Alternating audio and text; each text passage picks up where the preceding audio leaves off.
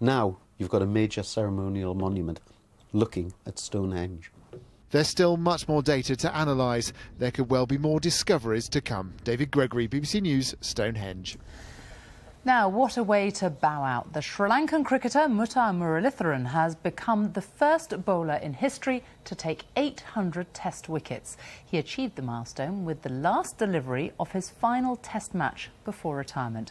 Our sports correspondent Jo Wilson has the story.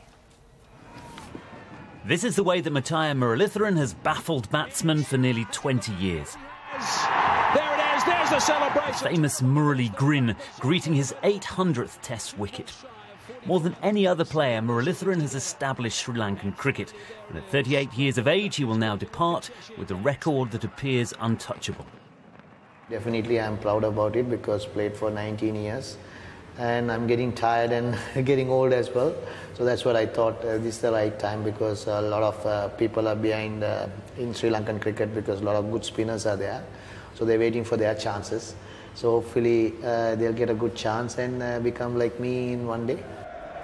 Many believe that no one will get close to Muralitharan's record. Only Shane Warne has neared his achievements. Second on the all-time list, Warne retired from Test cricket with a mere 708 wickets. Warne had his issues, but never had to battle for legitimacy like Muralitharan.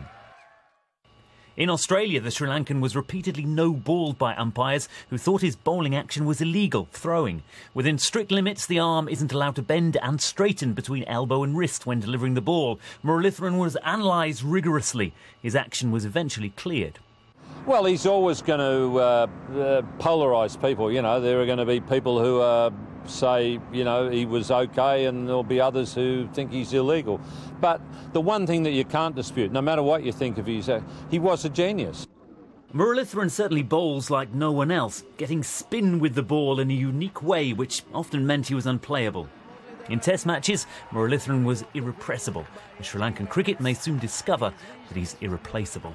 Jo Wilson, BBC News.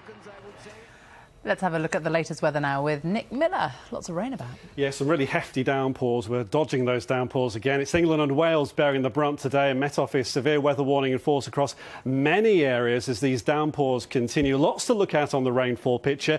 This band of rain in Scotland and Northern Ireland since the early hours, that's narrowed and weakened. The focus has shifted further south, and look at these bright colours, intense downpours, and over the past few hours they've been pushing their way further east, now setting themselves up into two main zones, one from southwest England along the M4 to London, Essex and Suffolk, one from North Wales to Lincolnshire, and it's in these areas you can see the most torrential downpours, perhaps up to 20 millimetres, almost an inch in an hour from these, maybe even more in the worst, scattered about then across England and Wales. Even in other areas you could get a heavy downpour, but it is showers. You may see dark cloud in the distance. Your garden or field stays dry.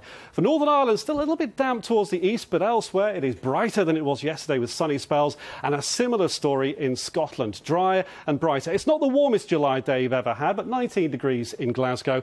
Dull and damp, though, in northeast England, and cool with that, just 14 in Newcastle. And we come further south and now into these showers and thunderstorms. Brighter gaps in between, and they may just avoid east and west Sussex and Kent, so you stay mainly dry. But we'll follow them all the way back to southwest England. Maybe late afternoon into this evening, you'll start to see fewer of these around in Cornwall and Devon, but across Wales over the next few hours you may get caught driving really quite an intense downpour. That will not be a pleasant experience. Now, slowly, many of them will die away as we go through this evening, but overnight we may keep an area from, say, Gloucestershire to Cambridgeshire of heavy showers. They're not set in stone. We'll keep you updated, perhaps also into the far southeast. England and Wales, temperatures mid to lower teens overnight, but colder in Scotland and Northern Ireland. This is chilly for the time of year. The most prone rural spots may even get a touch of ground frost. Yes, it is late July.